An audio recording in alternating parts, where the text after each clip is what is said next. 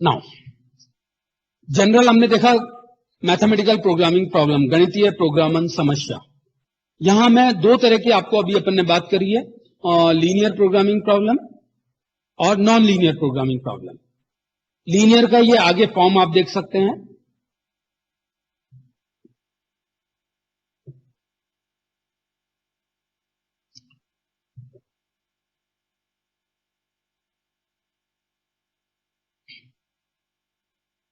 ये लीनियर का फॉर्म है हमारा,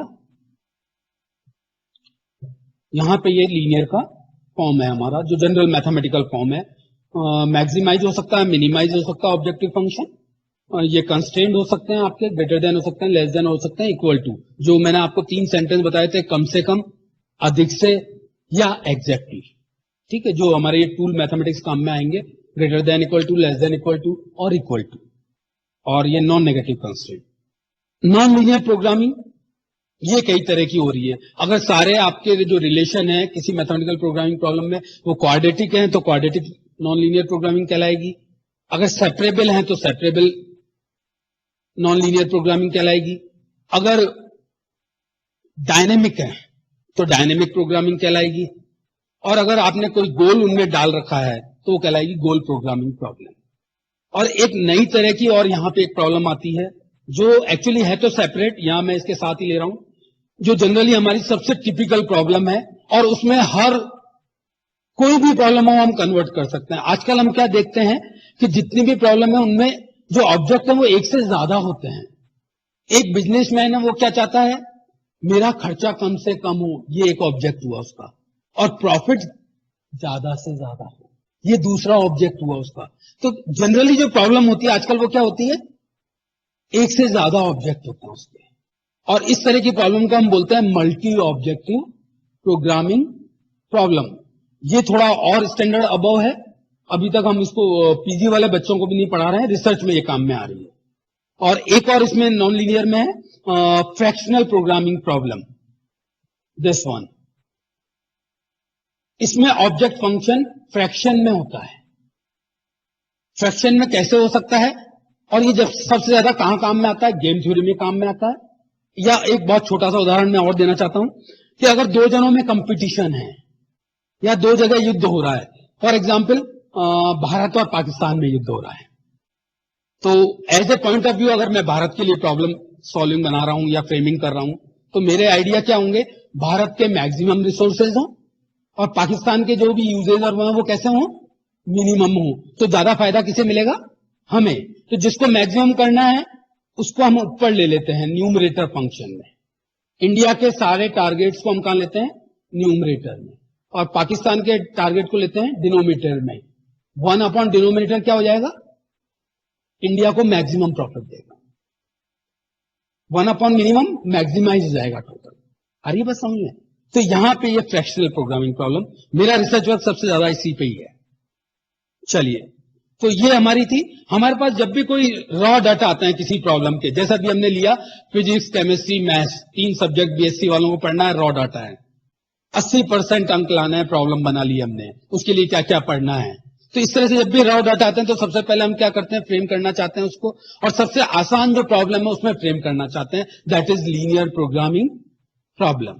उसमें हम उसको फ्रेम करना चाहते हैं। अगर हो जाती है तो वेल एंड गुड, नहीं होती है, कई ऐसी प्रॉब्लम है जो खाली लीनियर प्रोग्रामिंग प्रॉब्लम से नहीं बन पाती है या उसमें फ्रेम नहीं हो पाती है, तब हम और दूसरी तरह की प्रॉब्लम जो हम ये पढ़ रहे हैं उनमें से कोई सी लेने की कोशिश करते हैं। या तो वो नॉन लीनियर में फ्रेम होगी और नहीं तो मल्टी ऑब्जेक्टिव में होगी। ऐसी प्रॉब्लम नहीं है जो इनमें फ्रेम नहीं होगी। इतना रिसर्च इन पे हो रहा है और ये सब एक साथ चल रहा है। इसलिए कोई भी जो रियल वर्ल्ड लाइफ प्रॉब्लम है, मैथ्स की इस ब्रांच का सबसे ज्यादा उपयोग यही है कि किसी भी प्रोग्रामिंग को मैथमेटिकल मॉडलिंग के द्वारा आप एक प्रॉब्लम बनाइए। सॉफ्टवेयर आ गए हैं, कितने भी बड़े वेरिएबल की प्रॉब्लम हो, 100 वेरिएबल की प्रॉब्लम हो, 150 की हो, अपने सॉफ्टवेयर में सबमिट कीजिए, आंसर ले लीजिए। ठीक है। जो डेफिनेशन हम इसमें यूज लेने वाले हैं लीनियर प्रोग्रामिंग प्रॉब्लम में, सबसे पहले सॉल्यूशन, हल, एलपीपी का सॉल्यूशन क्या क्या मतलब है। यहां हम 2 3 4 तरह के सॉल्यूशन लेंगे, सब में फर्क हमको मालूम होना चाहिए जो हमारी प्रॉब्लम्स आएंगी। तो यहां हम क्लियर कर दें आपको, ये पहला लाइन जो हमारा यहां आ रहा है दैट इज ऑब्जेक्टिव फंक्शन, और प्रतिबंध ये जो 3 आ रहे हैं यहां पे, ये 3 प्रतिबंध है, और नीचे हमारे पास ये नॉन नेगेटिव कंस्टेंट है। हमने कहा भी है हमारी प्रॉब्लम बनाने के लिए ये 3 चीजें हमारे पास होनी चाहिए। तो अगर कोई एलपीपी के खाली प्रतिबंधों को, ये देखें आप 3 प्रतिबंध आ रहे हैं हमारे सिर्फ, इन प्रतिबंधों को संतुष्ट करने वाला कोई वेरिएबल है तो वो क्या कहलाता है, इसका हल कर कहलाता है। The variable which satisfy all the constant at a time is called solution. केवल प्रतिबंधों को हल करने वाला जो वेरिएबल है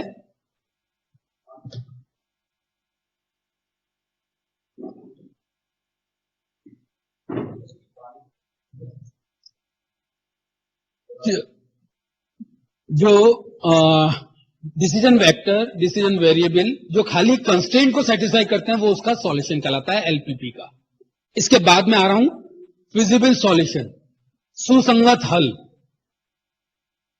हल के बाद सुसंगत हल, इसमें और क्या हमारे साथ एक्स्ट्रा जुड़ जाता है कि वो सॉल्यूशन तो होना चाहिए जो कंस्ट्रेंट को सेटिस्फाई करे, उसके साथ साथ नॉन नेगेटिव कंस्ट्रेंट को भी सेटिस्फाई करे। तो आप देखेंगे 3 प्रतिबंध है और एक नॉन नेगेटिव कंस्टेंट है। इन दोनों को एट ए टाइम सॉल्व करने वाला, संतुष्ट करने वाला जो भी हमारा वेरिएबल है वो क्या कहलाएंगे, फिजिबल सॉल्यूशन। तो यहां डिफरेंस आपको पता चल गया, सॉल्यूशन जो ओनली कंस्टेंट को सेटिस्फाई करे, फिजिबल सॉल्यूशन कंस्टेंट के साथ साथ नॉन नेगेटिव कंस्टेंट को भी सेटिस्फाई करे। ठीक है, now we come to optimal solution, इष्टतम हल। इष्टतम हल, सुसंगत हल तो होगा ही होगा वो, तो ये 2 कंडीशन तो वो सेटिस्फाई करेगा ही करेगा। कौन सी, कंस्टेंट को सेटिस्फाई करे, नॉन नेगेटिव कंस्टेंट को सेटिस्फाई करे, साथ ही साथ ऑब्जेक्टिव फंक्शन को भी सेटिस्फाई करे। तो वो सॉल्यूशन जो एलपीपी को पूर्ण रूप से सेटिस्फाई करता हो। एलपीपी के 3 ही पार्ट हैं, constant, non negative constant, objective function, तीनों को एट ए टाइम सेटिस्फाई करे, वो क्या कहलाएगा, इष्टतम हल। ठीक है, तो ये 3 तरह के हल हमने यहां पढ़े हैं जो हमारे काम में आएंगे आगे।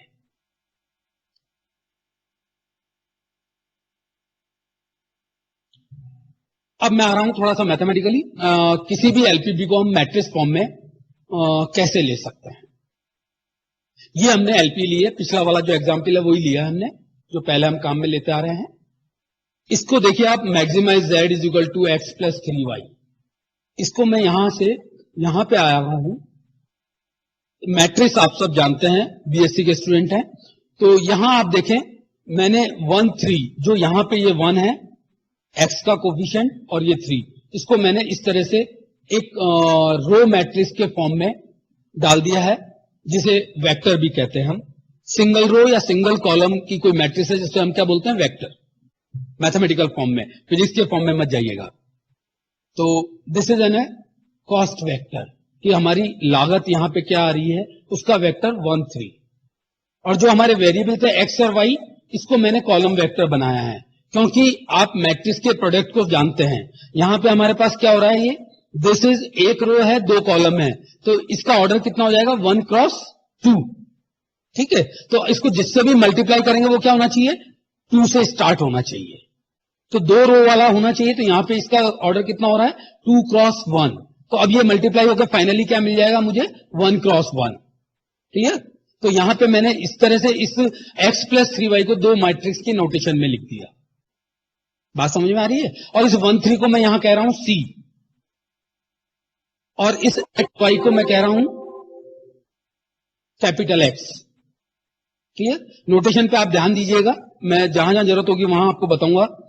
और नेक्स्ट में आ रहा हूं, कंस्ट्रेंट को मैं कैसे लिख रहे हैं हम, ये थोड़ा सा डिस्टर्ब हो गया है, ये लेस देन इधर आना चाहिए था, चलिए कोई बात नहीं।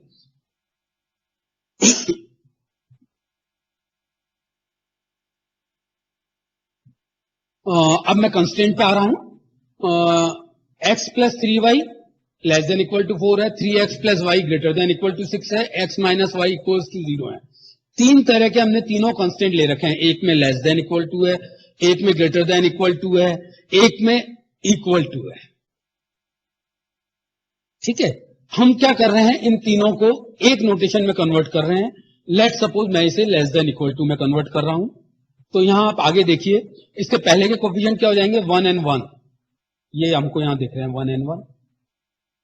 नेक्स्ट है 3 and 1, लेकिन मैं इसे लेस देन में कन्वर्ट कर रहा हूं, तो दोनों तरफ किससे मल्टीप्लाई कर रहा हूं, -1 से। तो इसके कोफिशिएंट क्या हो जाएंगे, -3 and -1, यहां पे -3 and -1।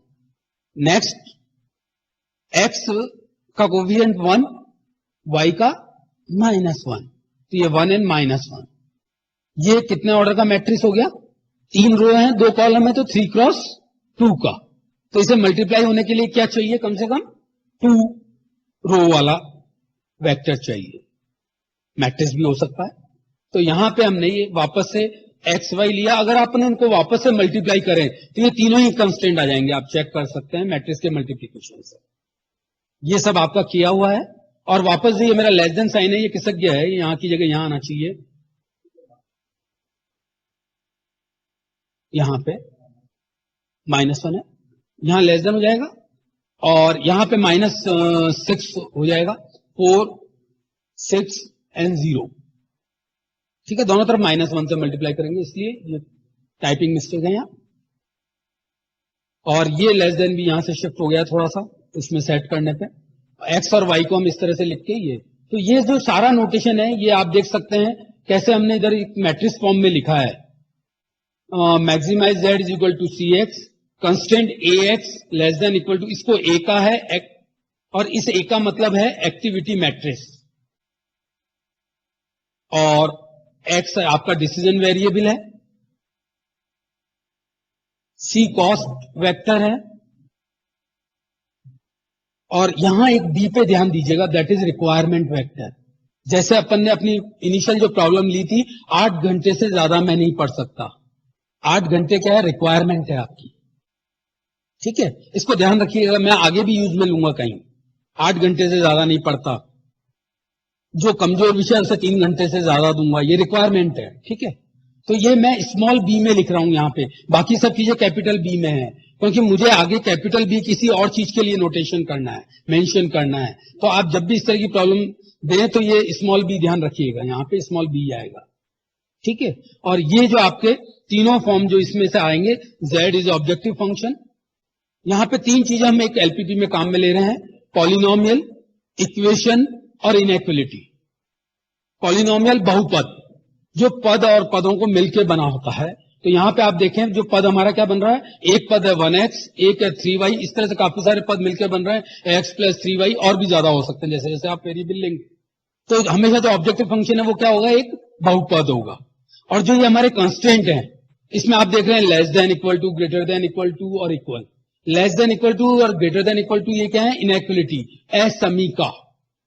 और एक जो थर्ड कंस्टेंट है वो क्या है, इक्वल, समीकरण। समीकरण किसको कहते हैं, जिसमें मैथमेटिकल ऑपरेटर इक्वल आ जाए, दोनों तरफ पद हो और इक्वल आ जाए। ठीक है, तो ये जो हमारी एलपीपी है, इसमें तीनों चीजें काम में आ रही है, बहुपद भी है ये, इसमें समीकरण भी है, इसमें असमीका भी है। क्लियर, तो ये मैथमेटिक्स एलपीजी का मैट्रिक्स ट्रांसफॉर्मेशन है, जो आगे हम सब जगह काम में लेंगे, कैसे लिखना है इसे। नेक्स्ट कुछ और डेफिनेशन जो हमारे काम में आ रही है, हाइपर प्लेन, अधिसमतल जिसको बोलते हैं हम। अभी हमने कहा लीनियर प्रोग्रामिंग प्रॉब्लम के लिए एक घातीय संबंध होने चाहिए। तो यहां पे हम क्या कह रहे हैं, एक ऐसा पॉइंट सेट, बिंदु समुच्चय, जो सारे एक घातीय संबंधों को संतुष्ट करता हो।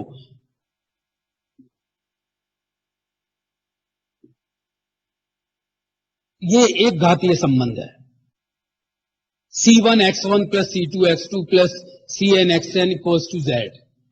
इसको संतुष्ट करने वाले सारे point set x1 x2 up to xn। अगर ऐसा पॉइंट सेट हमारे पास है जो एक घातीय संबंधों को संतुष्ट करता है, जहां पे सारे CI शून्य नहीं होने चाहिए, ठीक, उसके बाद भी ये इसको संतुष्ट करता है, जिसको मैट्रिक्स फॉर्म में हम लिखते हैं x such that cx is equal to z, तो ये एक हाइपर प्लेन की इक्वेशन को डिनोट करता है।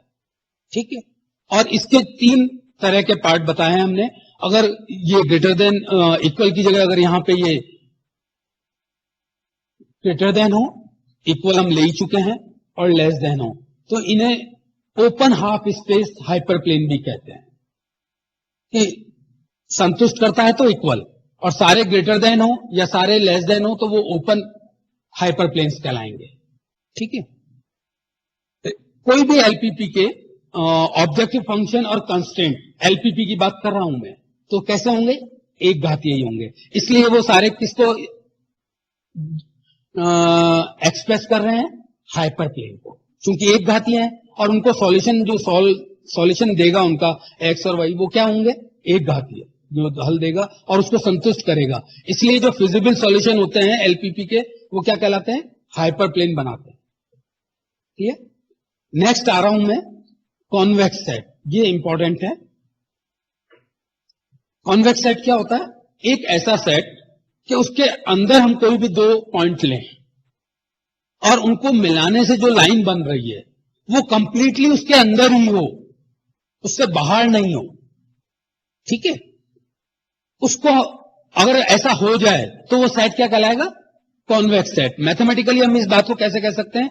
हमने 2 बिंदु लिए x1 एंड x2, जो सी हमारा कॉन्वेक्स सेट है, सी को बिलोंग कर रहे हैं, तो एक ऐसा सी वहां बिलोंग करना चाहिए जो इस तरह का एक्सप्रेशन दिखाता हो, lambda x1 plus 1 minus lambda x2। ये क्या है? एक लाइन की इक्वेशन है। ठीक है, तो लाइन की इक्वेशन बनाता है, लेकिन जो ये कंडीशन लैम्डा जो मैंने कोफिशिएंट लिए हैं, दैट इज इंपॉर्टेंट। यहां मैंने अंडरलाइन किया हुआ है, लैम्डा कैसा होना चाहिए? Lies between 0 and 1 and touching 0 and 1 also. ये ध्यान रखिएगा, क्योंकि आगे मैं एक दूसरी चीज काम में लेने वाला हूं, वहां टचिंग नहीं होगा। तो लेस देन इक्वल टू 1। तो हम नीचे ये 3 सेट देख रहे हैं, ए, बी और सी। तीनों में आप देख रहे हैं मैंने एक लाइन खींची 2-2 पॉइंट को मिलाने वाली। ये कंप्लीटली इसी के अंदर है। कोई से भी 2 पॉइंट ले लीजिए आप, इनके अंदर लाइज करेगी, तो ये क्या कहलाते हैं? Convex set. इससे आगे 2 में मैं आ रहा हूं, कुछ इस तरह के सेट हैं जिनमें आप देख रहे हैं कि एक में बीच में होलो है और एक में ये एजेस पे होलो है। इधर के मैं जब 2 पॉइंट लेता हूं तो इन 2 बिंदुओं के लिए ये समीकरण संतुष्ट नहीं हो रहा है कि उनको लाई करने वाले लाइन उसके अंदर नहीं है, तो इसलिए ये कहलाएगा अपना कॉन्वेक्स सेट नहीं है। ठीक है, नॉन कॉन्वेक्स सेट। क्लियर? इसके बाद जो एक और पॉइंट हमारे काम में आएगा, दैट इज एक्सट्रीम पॉइंट, चरम बिंदु। किसी अमुक समुच्चय के कोई ऐसे 2 बिंदु, कोई x, कोई हमारा हमने लिया है पॉइंट, जो 2 बिंदुओं को लीनियर कॉम्बिनेशन के रूप में या एक घातीय रिलेशन के रूप में एक्सप्रेस नहीं किया जा सके। एक घातीय रिलेशन हमने कैसा लिया है? Lambda x1 plus 1 minus lambda x2, इसके रूप में एक्सप्रेस नहीं किया जाए, लेकिन कंडीशन क्या हो? That is important. यहां पे मैंने पहले भी कहा था आपको कि लैम्डा कैसा हो? लेस देन इक्वल टू 1 हो, उसके बीच में हो, एग्जैक्ट उनके एंड पॉइंट को टच नहीं करे, तब वो संबंध को संतुष्ट नहीं करे, तो ऐसे बिंदु कहलाएंगे एक्सट्रीम पॉइंट। ये बहुत ध्यान रखिएगा, क्योंकि मैं आगे ग्राफिकल सॉल्यूशन और सिंप्लेक्स में इसको काम लेने वाला हूं। एक्सट्रीम पॉइंट हमेशा क्या बनेंगे? हमारे फिजिबल सॉल्यूशन और ऑप्टिमल सॉल्यूशन, तो वहां काम में आएंगे हमारे। तो ये कंडीशन इंपॉर्टेंट है इसके लिए। और ऐसे कहां पे होंगे? जब आप 0 और 1 को टच नहीं करोगे तो वो पॉइंट कहां पहुंच जाएंगे? बाउंड्री पे। तो किसी भी वृत्त की परिधि पर स्थित प्रत्येक बिंदु वृत्त के अंदर और ऊपर स्थित सभी बिंदुओं का एक बिंदुओं के अमुक समुच्चय का एक चरम बिंदु है, एक्सट्रीम पॉइंट है, जो किस पे है? बाउंड्री पे। और बाउंड्री क्या कहलाती है? वृत्त की परिधि। और जो सबसे इंपॉर्टेंट है, कोई भी बहुभुज लो, उसके जो शीर्ष के पॉइंट होंगे वो भी चरम बिंदु होते हैं। और ये हम काम में लेंगे ग्राफिकल सॉल्यूशन में। जब भी हमारे पास एक बाउंडेड रीजन मिलेगा, हम हमेशा सॉल्यूशन के लिए उसके वर्टेक्स पॉइंट, शीर्ष बिंदु, इन्हीं को काम में लेते हैं सॉल्यूशन निकालने के लिए। रीजन ये है क्योंकि वो क्या है? Extreme point. और एक्सट्रीम पॉइंट क्या देते हैं आपको? फिजिबल और ऑप्टिमल सॉल्यूशन देते हैं। इससे रिलेटेड एक ये थ्योरम हम यहां ले रहे हैं, कोई भी सिस्टम हो आपके पास ax is equal to B, ये क्या हुआ हमारा कंस्टेंट सेट, और x ग्रेटर देन 0 हुआ हमारा नॉन नेगेटिव कंस्टेंट। इन दोनों को मिला के सॉल्यूशन करने वाला क्या होता है, सुसंगत हल। तो किसी निकाय में, किसी सिस्टम में इनके सुसंगत हलों का अमुक समुच्चय, अगर वो एक बाउंडेड रीजन बन रहा है, बहुफलकीय बन रहा हो, तो कम से कम इसका एक चरम बिंदु कैसा होगा, इष्टतम हल देगा।